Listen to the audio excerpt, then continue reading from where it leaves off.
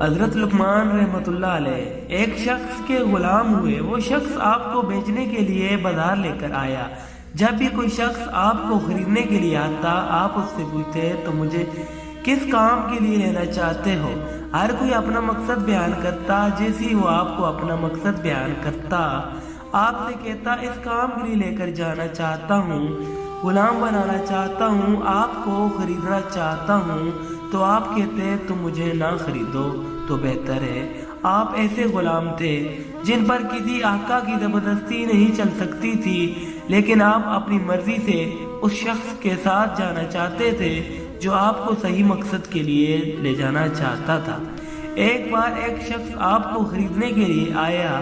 آپ نے سب سے پہلے پوچھا مجھ سے کیا کام لوگے، کس مقصد کے لیے مجھے خریدنے آئے ہو؟ اس شخص نے کہا میں آپ کو اپنے گھر کا چوکیدار بناؤں گا۔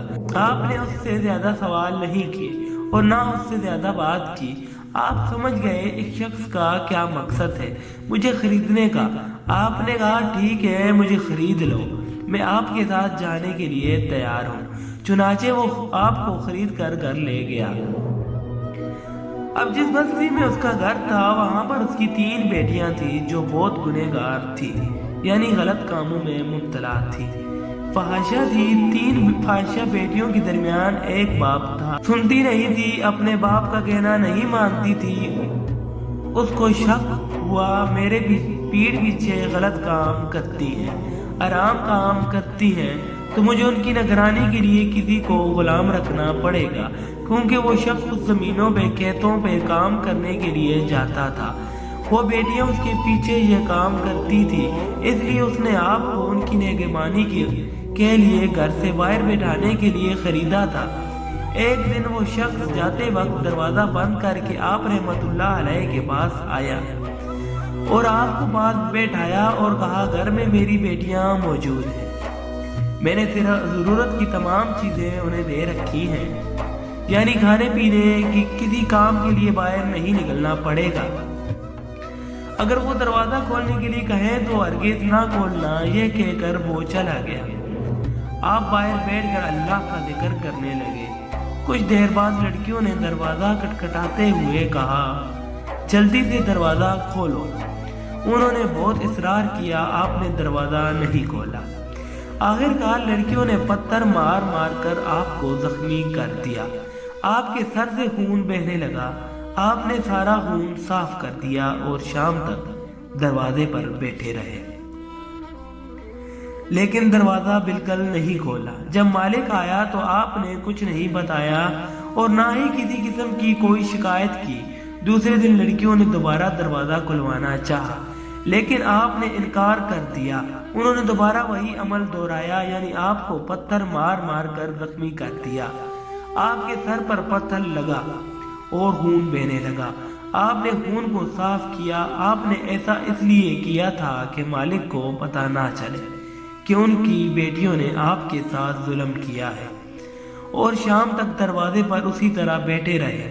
جب مالک آیا اسے کوئی بات نہیں بتائی۔ وہ روز آ کر پوچھتا تھا بیٹیاں گھر سے باہر نکلی تھی؟ تو آپ کہتے نہیں وہ نہیں نکلی تھی، اور نہ ہی کوئی زور زبردستی کی، وہ تو گھر میں ہی ہے۔ کچھ دن گزر جانے کے بعد ایک دن تیسری لڑکی نے کہا اللہ کی قسم اس غلام کی کیا شان ہے، نہ اس نے ہمارے باپ سے ہماری شکایت کی اور نہ یہ کہا کہ ہم گھر سے باہر نکلنے کے لیے اس کو کہتے ہیں، اور ہم اس کو مارتے ہیں، اس کو زخمی کرتے ہیں۔ یہ تو اللہ کا اتنا اچھا بندہ ہے، اس کو دیکھ کر دل کی دنیا بدل گئی۔ سچ میں بہت نافرمان ہوں، یہ تو بہت اطاعت گزار ہے، اللہ کا نیک بندہ ہے، اب میں ضرور توبہ کروں گی۔ یہ کہہ کر اس نے توبہ کر لی۔ جب اس نے توبہ کر لی تو دوسری بہن نے دیکھا میری بہن اس غلام کی وجہ سے توبہ کر رہی ہے، میری بہن کتنی اچھی ہے اور میں کتنی نافرمان ہوں، اب تک گناہوں میں مبتلا تھی، غلط کام کر رہی تھی، اب میں بھی توبہ کرتی ہوں، کیوں نہ توبہ کر کے اللہ تعالیٰ کو راضی کر لوں۔ اور یہ کہہ کر اس نے اپنے تمام گناہوں سے توبہ کر لی۔ یہ دیکھ کر تیسری بہن نے کہا میری دونوں بہنوں اور اس غلام کی کیا شان ہے، یہ کتنے اچھے ہیں۔ یہ دیکھ کر اس نے ان کو دیکھا دیکھی گناہوں سے توبہ کی۔ اس 3 بیٹیوں کے باپ نے حضرت لقمان کو کیوں غلام بنانا چاہا، کیوں خرید کر چوکیدار بنانا چاہا؟ کیونکہ وہ جانتا تھا وہ اللہ تعالیٰ کے نیک بندے ہیں۔ اللہ کے نیک بندے، ان کی صحبت ایک بدکردار فحاشہ عورت بھی نیک بن سکتی ہے، اللہ والی بن سکتی ہے۔ ان کو یقین تھا میری بیٹیاں مجھ سے نہیں سدھری، میرے پیٹھ پیچھے گناہ کرتی ہیں، لیکن وہ اس اللہ کے نیک بندے کی نظر سے بدل جائیں گی۔ صرف کچھ دنوں میں ہی جو ان کی بیٹیوں کا حال ہوا، وہ اتنی نیک بن گئی۔ حضرت لقمان آپ کی تاریخ اور آپ کی بعض نصیحتوں کا ذکر قرآن مجید میں بیان کیا گیا ہے۔ کون سی چیز تھی جس میں ان 3 فحاشہ بہنوں کو اللہ کی طرف متوجہ کیا؟ حضرت لقمان رحمۃ اللہ علیہ فرماتے ہیں کہ میں نے اپنی زندگی میں مختلف لوگوں کو علاج کیا، مگر اس طویل عرصے میں نے دیکھا کہ انسان کے لیے سب سے بہترین دوا محبت ہے، محبت اور عزت ہے۔ کسی نے پوچھا ایسا کرنے سے آرام نہ ملے تو پھر کیا کرنا چاہیے؟ آپ مسکرائے اور بولے دوا کی مقدار بڑھا دو۔ ان 3 بہنوں کو عزت کا دار سمجھتے تھے۔